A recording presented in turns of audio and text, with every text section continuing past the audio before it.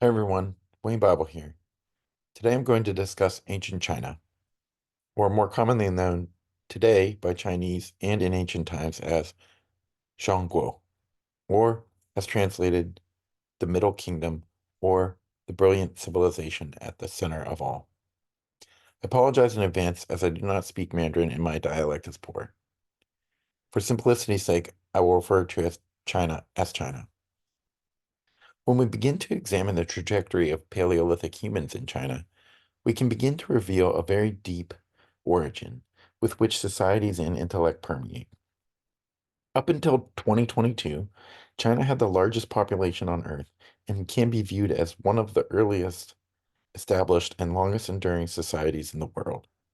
This is via millennia of self-evolving iterations, which still manage to retain deep ties to their ancient cultural heritage to date. For instance, the astrological observation of the Lunar New Year. To support my discussion, I have curated a timeline to visually condense over 1 million years' time with key events so one may see the proposed trajectory from deep time in China. The first key event starting the timeline about 1 million years ago is the dating of the discovered remains of what is now known as Homo erectus, also referred to as the Peking man. And the timeline ends at the year zero, observing the refinement of Chinese philosophy amidst the onset of the 2300-year architectural campaign that is the Great Wall. Though physical evidence does not yet, and may never, exist, it is not unreasonable to consider that Paleolithic man likely practiced constructing permanent shelters far before Göbekli Tepe, circa 9600 BCE. These structures by nature must have been far less permanent, therefore ephemeral, in the context of recorded architectural history. It is also possible that a deeper spiritual connection to the elements, landscape, and celestial bodies gave rise to a persisting philosophy that embraced impermanence rather than permanence. That which may further seclude material evidence of these early established cultures and their structures. These cultures were likely ones easily and intellectually in transition with nature, rather than ones that intellectually began to defy or conform it. This leads me to ask, does the current forensic narrative of human and architectural history truly require evidence of firm building foundations and related artifacts to prove that humans were intentionally building permanent, but by nature impermanent structures? Even gathering as communities to meet collective needs far longer than can currently be proven or even imagined? And is our modern architecture embedded in or even obsessed with ideals of permanence? And how could impermanence in ancient Chinese philosophy more readily influence the future of architecture? China's landmass is an expanse of nearly 4 million square miles of great geographic diversity. The massive Gobi and Taklamakan deserts, as well as the Tibetan Plateau and Himalayan mountains, bear to the western extent. The eastern plains and southern coastline comprise much more temperate, fertile regions, with the Yellow and Yangtze River valleys supporting overwhelming establishment of agriculture and population.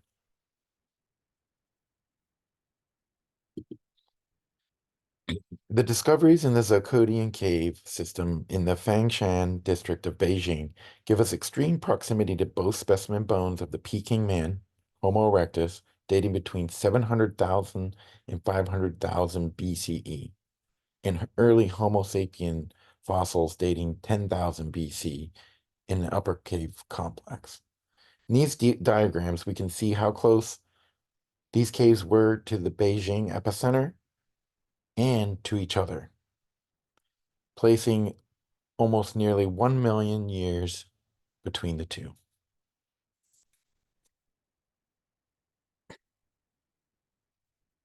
Between 10,000 and 5,000, there's early evidence for pottery, usually associated with the rise of agriculture and sedentary living. and these come from rock shelters discovered as sites in the southern province of Zhejiang and Guangxi. In small agricultural villages such as those excavated in the sites at Sichuan and Pyongyang on the Central Plain have simple pottery traditions, sometimes with cord impressions and other decorative markings. Some evidence suggests that wood and other perishable materials were used in these early societies as well. Evidence shows, however, that there is no single origin of Chinese civilization. Instead, there was a gradual multinucleated development taking place somewhat independently at first, with the emphasis to the south on rice and north on millet and pigs.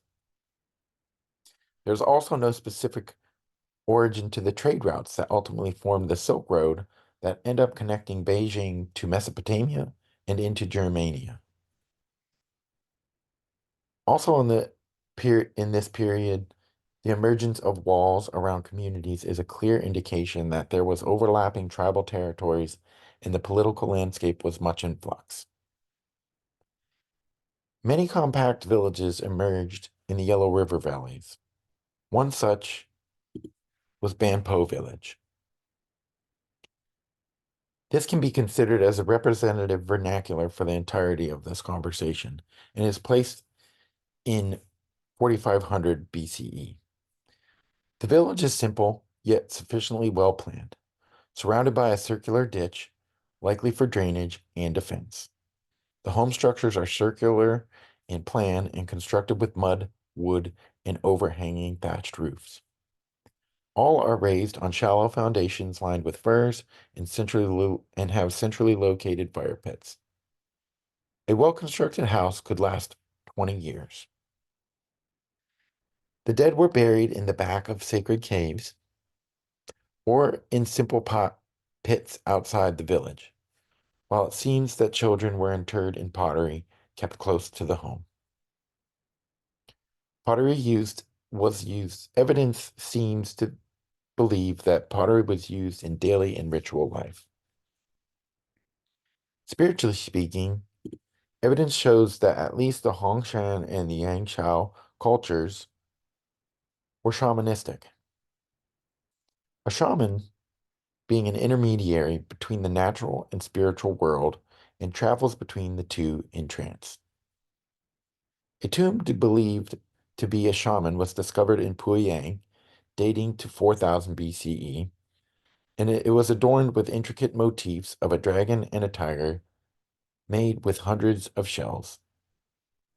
The dragon and tiger are still central to Chinese Confucian symbolism today. The materiality of these people's communities is somewhat fragile, vulnerable, and in turn ultimately ephemeral and impermanent, and likely rebuilt rather frequently. Given the lifespan of the material and considering the need for protection from besiegement, possible fire, due to the escalating territorial conflicts that begin to occur in response to the expanding population. We are lucky at best to have any archaeological examples that remain.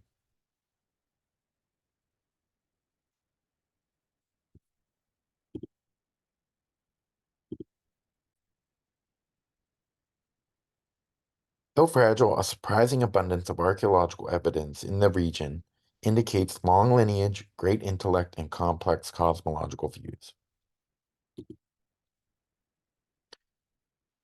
The Chinese inscribed oracle bones held in the Hopkins collection are over 3,000 years old and by far the oldest written materials in the Cambridge University Library. The oracle bone texts are the oldest extant documents written in the Chinese language and are typically inscribed on ox shoulder blades and the flat under part or plastrons of turtle shells. They were recorded questions to which answers were sought by divination at the court of the royal house of Shang, which ruled central China between the 16th and 11th centuries BCE. This bone bears an inscription which has been identified as the lunar eclipse of the 27th or 28th of December, 1192 BCE. It is a remarkable fact that the existence of oracle bones, the most important source of primary information about Bronze Age China, only became known as late as 1899. It was in that year that the antiquarian and philologist Wang Yirong first recognized the significance of fragments of bones and shell engraved with ancient script, which he is said to have found for sale in Peking as, quote, dragon bones, that of which were commonly used in traditional Chinese medicine to be ground up into a powder and used as a styptic agent that had magical healing powers. Imagine how many valuable archaeological sites were pillaged the millennia leading up to the late 1800s for traditional medicinal uses alone. Phenomenal to think what may have been gathered, ground up, and consumed. Yet hundreds of thousands of oracle bones have been collected and preserved in libraries across the world, which leads me to recent discovery of yet another bone, which digs even deeper into the prehistoric China.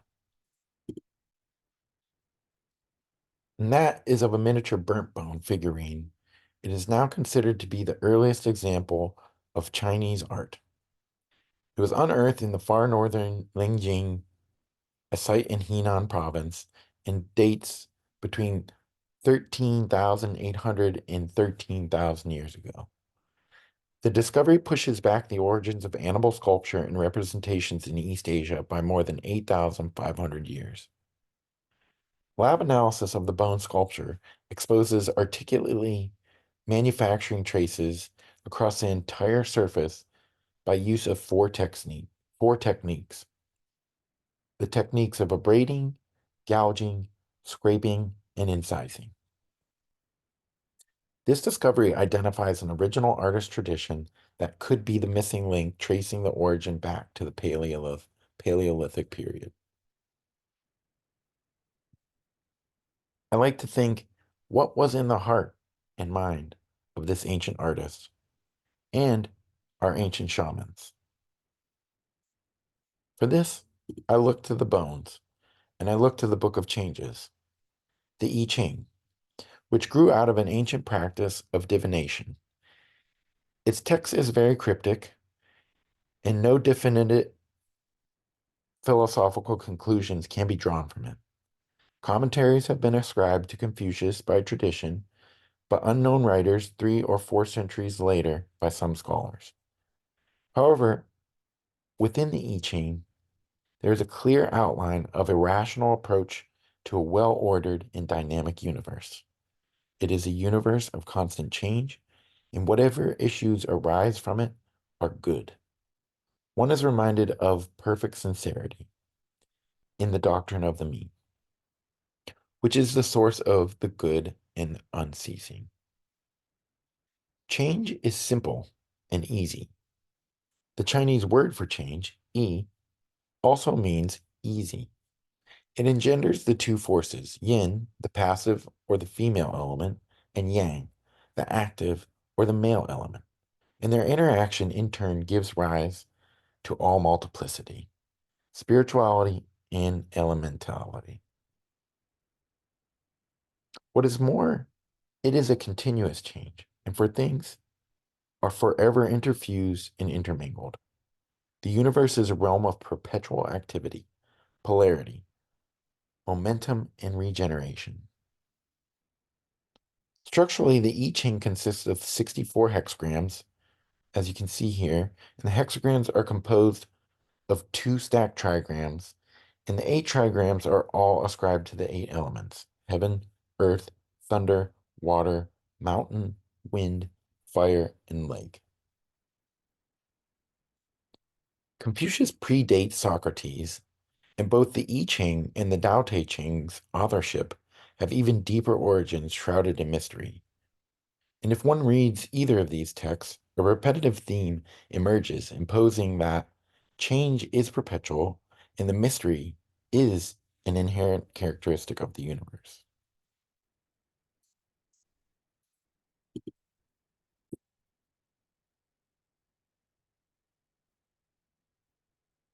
The definitions of divination and art can be complex and divergent. However, the artifacts displayed expose that shared practice of utilizing burnt bone for sophisticated reasons between Paleolithic artists and Neolithic shaman further shed light on the firm understanding of nature, figure, form, materiality, symbolism, balance, language, social structure, and the cosmos.